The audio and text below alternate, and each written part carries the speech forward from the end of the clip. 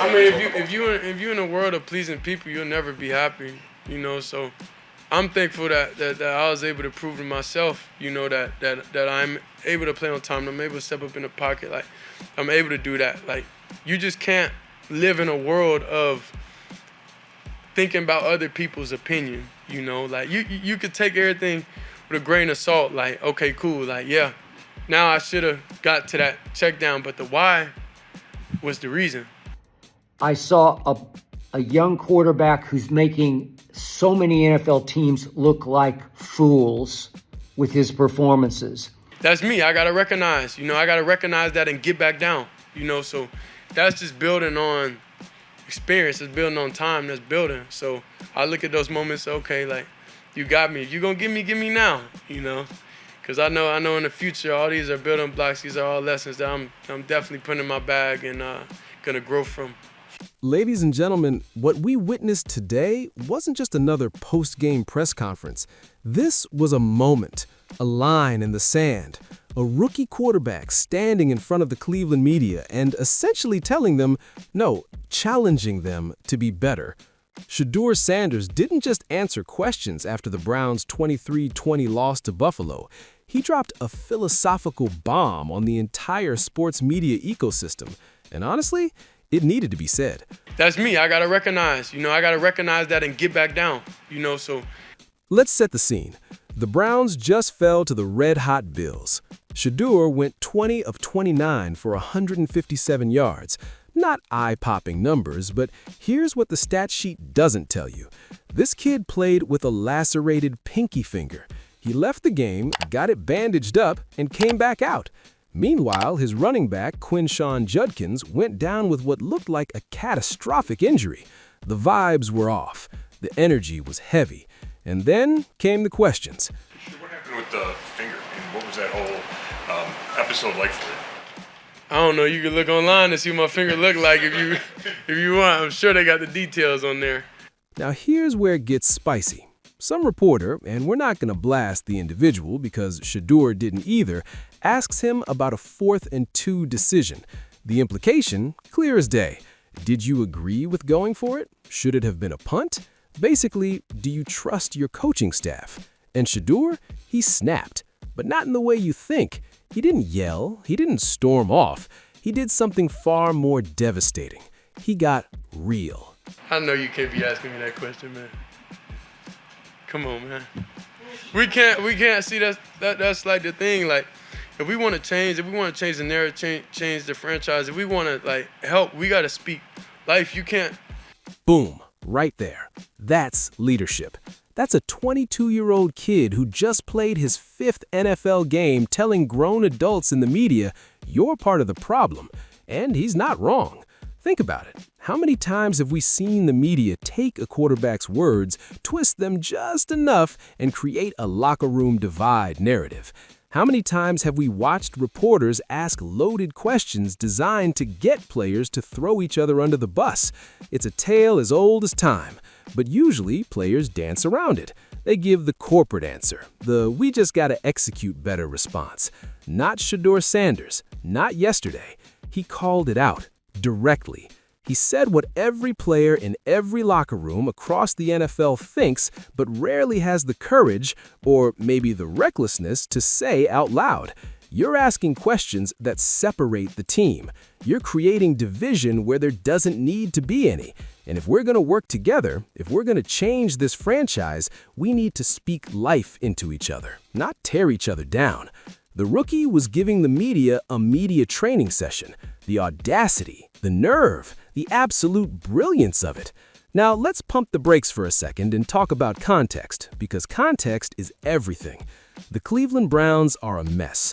Let's not sugarcoat it. This is an organization that has cycled through quarterbacks like some of us cycle through Netflix shows. Baker Mayfield? Gone. Deshaun Watson? That's a whole HBO documentary waiting to happen. The defense that used to be elite? Getting torched. Buffalo ran for 164 yards yesterday. James Cook had 117 of those on 16 carries. The Browns receivers? Pro Football Focus ranks them dead last in the league. The pass protection? Also dead last.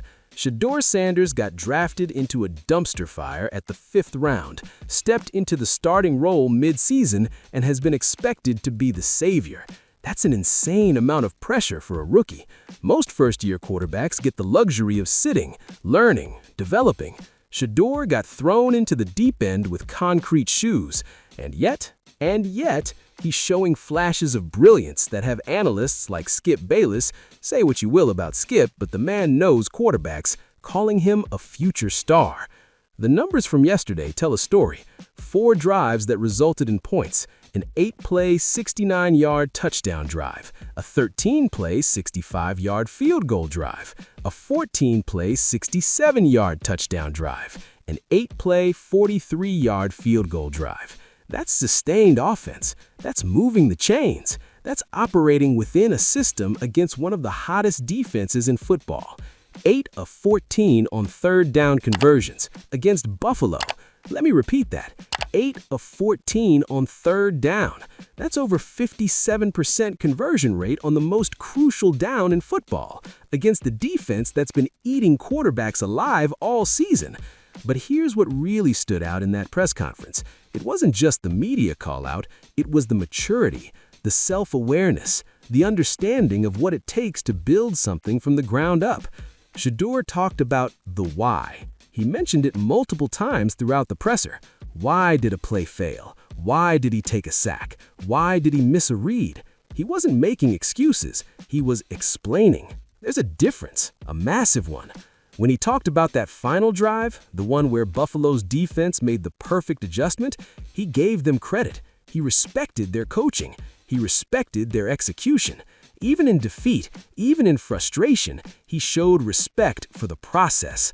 I respect, and I was telling him like during the game, like I respect their defense. I respect kind of like their coaching and how it was, because if you understand, it was kind of like Tampa 2, that Mike Backer running, walling, taking that middle, because we had a through route, a vertical route from the inside. Then we had a dagger coming. But then as soon as and I'm like, okay, cool. I got the dagger. But then he peeled off and then was waiting on that dagger. So by the time I went there, then it was just hard to get back down. I ran out of time. So that's film room talk. That's a quarterback who's studying, who's learning, who's not just playing the game, but understanding it at a level most rookies simply don't. And then there was the moment about Quinshon Judkins. The emotion in Shedeur's voice when he talked about his running back going down was palpable. These guys had stayed up until 11:30 the night before, just talking, building that bond, building that chemistry, and then to have to throw the ball that resulted in the injury. I feel bad because like I threw it, but yeah, truthfully, yeah, it hurts. It hurts. That's real. That's raw. That's a leader who cares about his teammates beyond just X's and O's. But let's circle back to the elephant in the room, the media confrontation. Because what Shedeur did yesterday was bigger than football. It was a statement about athlete empowerment, about controlling your own narrative, about demanding better from the institutions that cover you. We're in an era where athletes have platforms, social media, podcasts, direct lines to fans. They don't need traditional media the way they used to, and yet they still engage with it. They still show up to press conferences. They still answer questions. But there's a new expectation. If we're going to play this game, let's play it with integrity. Shedeur essentially told the media, I'll answer your questions, but don't try to play me. Don't try to create narratives that hurt my team. Don't ask me questions designed to get me to criticize my coaching staff, my teammates, my organization, because I'm not doing it. I'm better than that. And honestly, every player in the league is probably watching that clip and slow clapping, because Shedeur said what they've all been thinking. The response to this press conference has been wild. Social media exploded. NFL Twitter had a field day. You had some people praising Shedeur for his honesty, his courage, his leadership. You had others saying he's too sensitive, that he needs to develop thicker skin, that this is just part of the game. But here's the thing. Both sides are missing the point. This isn't about thin skin. This isn't about not being able to handle criticism.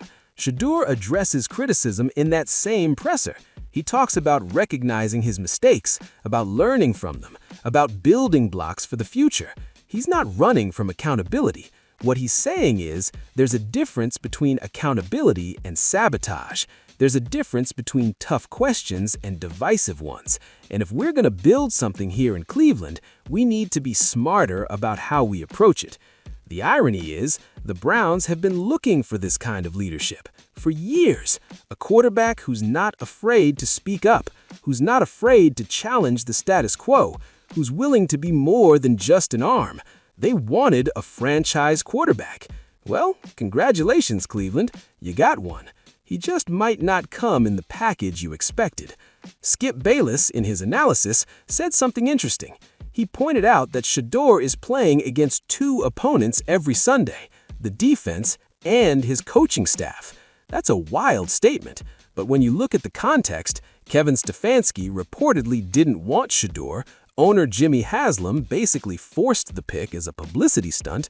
The offensive coordinator, Tommy Rees, has no established track record of developing quarterbacks. Shedeur is fighting an uphill battle.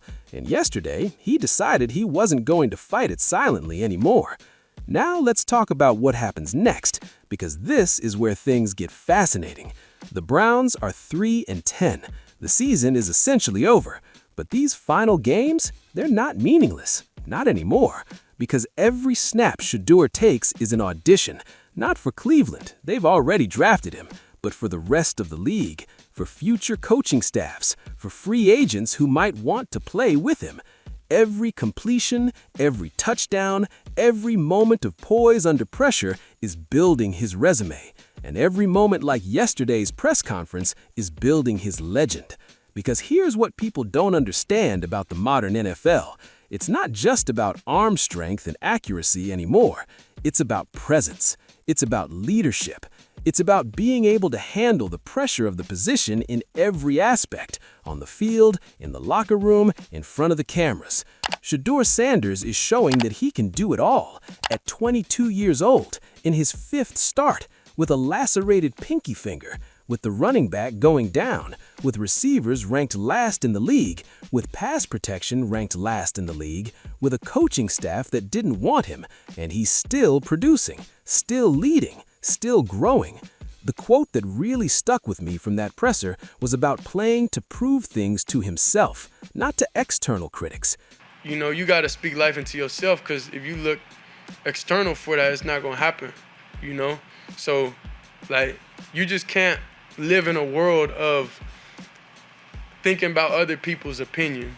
That's wisdom beyond his years. That's the kind of mindset that separates good players from great ones. Championships aren't won by people seeking external validation. They're won by people who have an internal fire that can't be extinguished by criticism, by losses, by adversity. Shedeur has that fire. You can see it in his eyes. You can hear it in his voice. You can feel it in how he carries himself. The question is, does Cleveland deserve him? Can this organization give him the tools he needs to succeed? Can they build around him the way he deserves? Or will this be another case of the Browns finding the right player at the wrong time? Only time will tell. But one thing is certain. Shedeur Sanders isn't going to go quietly into the night. He's going to fight. He's going to speak his truth. He's going to demand better from himself, from his teammates, from his coaches, and yes, from the media. Yesterday's press conference wasn't just a rookie quarterback answering questions. It was a statement, a declaration, a moment that will be replayed for years to come when we talk about Shedeur Sanders' journey in the NFL. He didn't just break the internet, he broke the mold, and football is better for it. The Browns may have lost 23-20 to Buffalo, but Shedeur Sanders, he won something bigger. He won respect. He won credibility. He won the hearts of fans who are tired of manufactured narratives and divisive journalism. He showed that you can be young, you can be a rookie, you can be in a losing situation, and you can still lead. You can still speak truth to power. You can still change the culture. This is just the beginning. Buckle up, NFL. Shedeur Sanders isn't here to play nice. He's here to win, and he's going to do it his way. The 5th round. Remember that, the 5th round. Tennessee passed on him at number 1. Multiple teams passed on him. And now they're all watching him become exactly what he said he would be, a franchise quarterback. Welcome to the Shedeur Sanders era. It's going to be one hell of a ride.